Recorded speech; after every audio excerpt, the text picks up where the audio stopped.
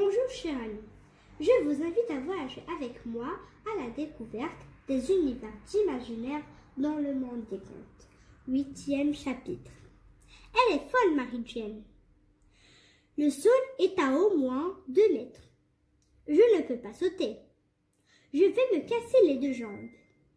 Ma jolie cousine me donne une grande tape dans le dos. Je tombe.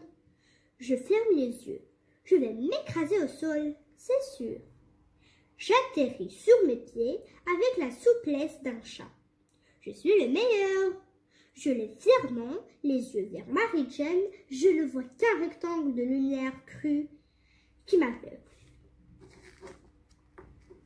Ici, il fait tout noir. Ça sent mauvais. Une odeur moite et entêtante de feuve, comme celle qui prend à la gorge dans le pavillon des félins d'Afrique au zoo municipal. J'avance à tâtons en m'appuyant d'une main au mur à la recherche de l'interrupteur. Je trébuche, écrase quelque chose de mon pied gauche, me penche pour dégager le passage. Je sens un livre sous ma main. 2 livres, des morceaux de livres jetés en vrac. Une boule chaude frôle mon mollet. Un rat? Est-ce que les rats morts? Vais-je me faire dévorer tout cru par une armée de rongeurs sans que personne ne vienne me sauver? J'ai envie de crier, d'appeler Marie-Jane, mais si un décambrioleur m'entendait, j'ai mal au ventre, les jambes tout molles. Je me laisse glisser par terre, naufragée au milieu d'épaves, de papiers et de bêtes sauvages. Je n'ose plus bouger, à peine respirer. Le silence m'encercle, noir, épais, menaçant, entrecoupé de petits grattements furtifs. Mes yeux commencent à s'habituer à l'obscurité. Je devine le contour d'une étagère, l'encadrement de la porte d'entrée à ma gauche, des billes de couleur jaune, verte, orange, comme suspendues par paire à 20 cm du sol. Des yeux cernés de poils surmontés de petites oreilles pointues, des babines retroussées sur des crocs blancs en cercle autour de moi, prêts à me sauter à la gorge. Des chats, une colonie de chats, des chats sauvages qui ont dû profiter de la vitre brisée du soupirail pour élire leur quartier d'été dans la pénombre de l'annexe.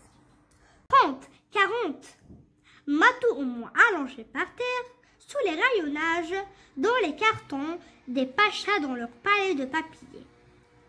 Des squatteurs sans foi ni loi, sautant avec grâce d'une encyclopédie à un recueil de poésie, renversant nonchalamment livres de poche, manuels scolaires et albums illustrés.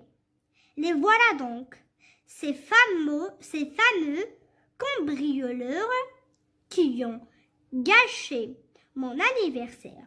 Je tends prudemment mes mains en avant, caresse un dos rond et hérissé gratuit. Un coup tendu parle d'une voix douce et ferme comme celle du dresseur de tigres que j'ai vu la semaine dernière au cirque. Je me lève tout doucement, avance vers la sortie à pas de voleur, dégage d'un geste long un amas de bandes dessinées entre passé devant la porte pour m'enfuir au plus vite loin de ce repère de brigands griffus. Je gravis les escaliers à toutes jambes, traverse la cour, fais le tour du pâté de maison, cours jusqu'à Marie-Jane assise au bord du trottoir. Oh, Dallene, je lui raconte ce que j'ai vu.